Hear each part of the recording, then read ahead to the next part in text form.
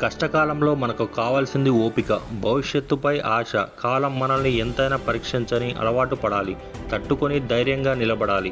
కారుమబ్బులు ఎప్పటికీ శాశ్వతం కాదు, చీకటిని చీల్చుకుంటూ సూర్యుడు ఉదయిస్తాడు అనేది ఎంత నిజమో, ఎండిపోయి రాలిన ఆకులు మళ్ళీ చిగురుస్తాయి అనేది ఎంత నిజమో, మీ జీవితంలో ఆనందపు వెలుగులు వస్తాయనేది అంతే నిజం. అదే ప్రకృతి ధర్మం కూడా. ప్రతి మనిషిలో ప్రతిభ ఉంటుంది, కానీ ఆ ప్రతిభని వాడుకునే అవకాశం కోసం వేచి చూడాలి. అప్పటి వరకు ఆ వచ్చే అవకాశంపై ఒక కన్నేసి ఉంచాలి. మీ పనులు చేసుకుంటూ ముందుకు సాగాలి. కాలం ఎప్పుడూ ఒకేలా ఉండదు, అది మారుతుంది.